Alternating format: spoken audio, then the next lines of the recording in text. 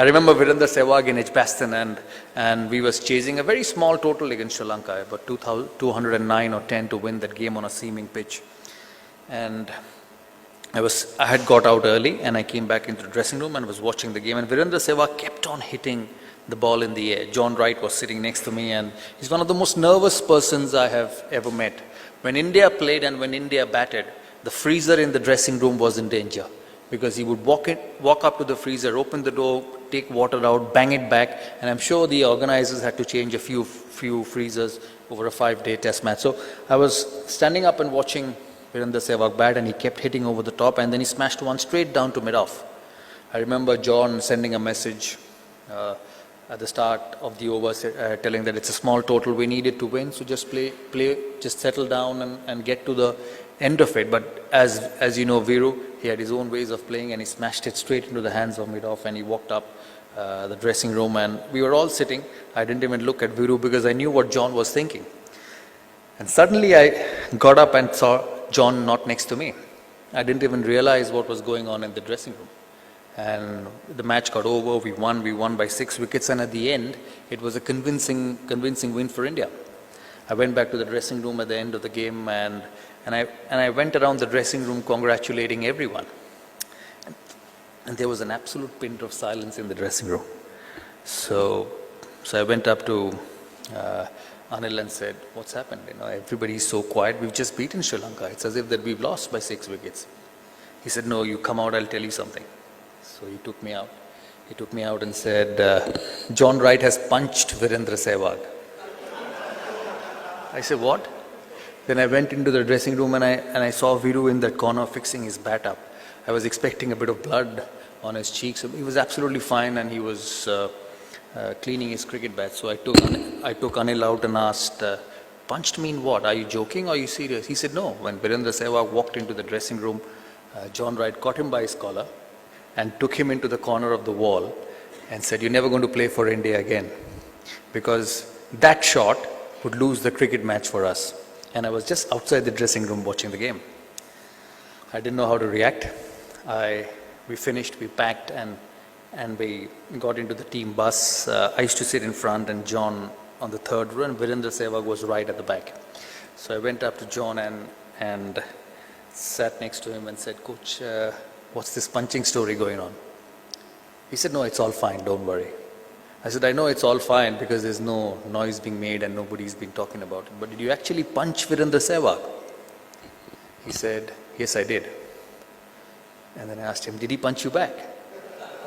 And he said, no, he dare do that. I said, oh God, you're punching a grown-up boy and you expect not to punch him back. So I didn't ask him too many questions, and everything finished. We reached the hotel in London, and as everyone went down the bus, I sat on my first chair. And everyone went down one by one, and Virender Sehwag was the last man to come out. And I told him, sit next to me. So he sat next to me, and I said, did John Wright punch you? He said, who told you? I said, boss, I'm supposed to know. I'm captain of your team. I was about 10 meters away from you, so somebody must have come and told me. He said, yeah, Skip, don't worry, it's fine. It happens. I played a shit shot. He was angry. He punched me. We shook hands, and it was fine. He went down the bus and he went into the St. James's Court Hotel, and I sat in the bus for next 10 minutes. And to be honest, I was happy and not sad. I said, I think we are becoming a good side. And I came back to the hotel and I went straight to Sachin's room and said, Sach, I feel we are becoming a good team. He said, why? What makes you feel that? He said, you must have heard about the punching story in the dressing room. He said, yeah, I saw it. I was in one corner having a cup of tea when John caught him by the collar. And I said, I asked Viru. Viru said, no, it's no problem, everything is fine. And I asked John, he said, everything is fine, there's no issues, and there's been punching going on in the dressing room. And not one single soul knew about it outside. And you know how Indian media is. That was the first thing when I entered this room. I asked one of our colleagues that I hope there is no media, because it will be first thing in the morning in the newspaper tomorrow. And nobody got to know in the dressing room. And the crux of the matter for me was that we are a team which spent 7, 8, 9 months on the road. That's what Indian team did, even when we were playing, and even now, maybe a bit more now. And it was an environment where there were two hot-headed people who got angry about an incident on a cricket match, but nobody took the matter out of the dressing room. And I think that's a very important essence in a team. It's about staying together. It's about the trust Virendra Sehwag had on John Wright, because a few days later Virendra Sehwag went on to make 100, a magnificent 100. And I read John Wright saying in the newspaper, he's the best opening batsman India has seen for a while. So for me, not just winning the series in England was special, but for me that incident and the entire episode was very, very special, and I remembered it in all my life. Not that I'm saying that you keep punching each other in your offices, but what I'm trying to say is that, in spite of such a heated environment, in spite of emotions coming out under pressure, I was lucky enough to lead a group of boys who had trust in each other, and that's the reason I think Indian cricket went forward. I get a lot of credit for India performing well during this period, but I firmly believed that India performed well, and a lot of my credit went to the colleagues I had in the dressing room who were actually wonderful human beings, the likes of Sachin, Rahul, Lakshman, Virendra Sehwag, who rose above the competition and tried to create a team which would make them proud all over the country. So I think for all of us to be a good unit, it's about trusting in each other, having faith in each other, but that has to start from the leader.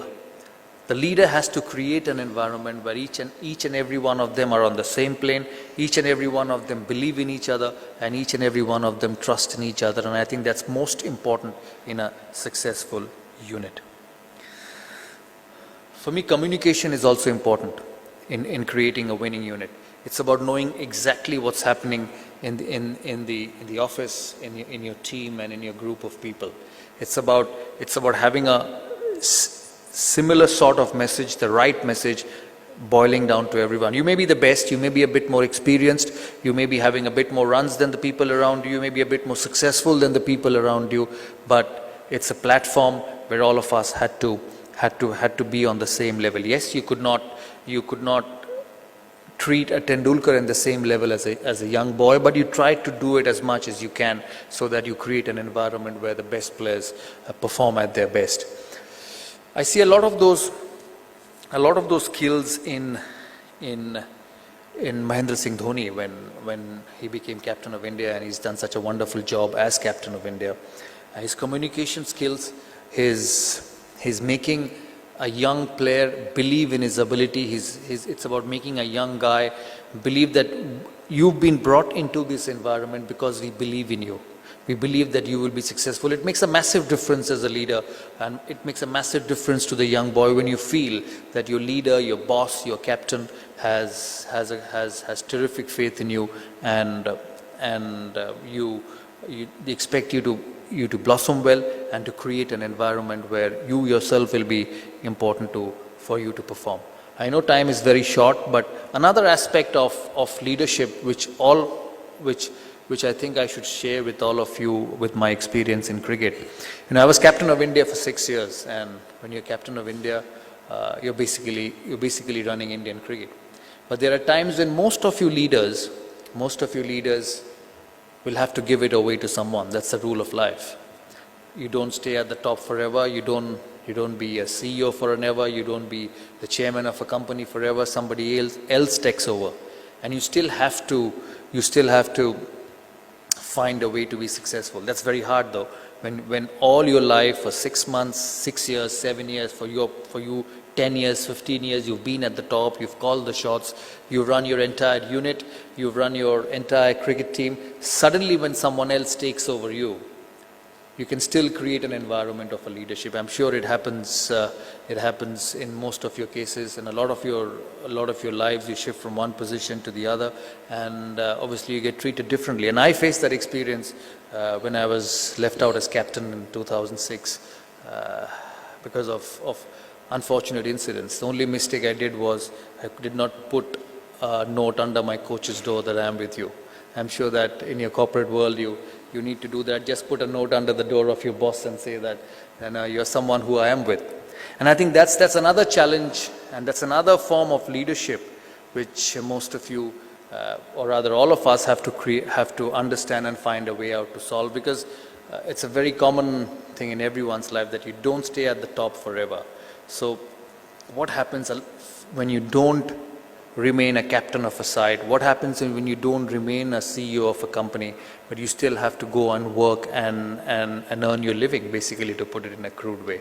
I think that's where all your leadership skills, that's where all your maturity, all your experience over a period of time is important, because even through that leadership, with your experience of leadership without being actually the leader, you can create a winning combination. You can actually create an environment where your boss, who could have played under you for a long period of time, it happens in our sport, somebody who you captain becomes your captain and then you play under him. That's a very common scenario in our sport, but when you get into that situation, there could be an issue of tension, there could be an issue of looking over the shoulder, but I think that's also a situation where your leadership skills, your inherent leadership skills comes on in enhancing your career. So I'm a firm believer that you're not just a leader, you don't just create a winning combination by just being captain, you don't just create a winning combination by actually having the word leader or the boss or the captain next to your name. Even when you have been a leader and you're not the leader at the moment, through your maturity and through your experience, you can actually create a unit who will create winning performances from you. I would like to stop at that because I don't think we've got much time. We'll have an interactive session. Anyway, once again, thank you so much for having me amongst all of you. And hopefully we can share a few more thoughts once we have the panel discussion. Thanks a lot.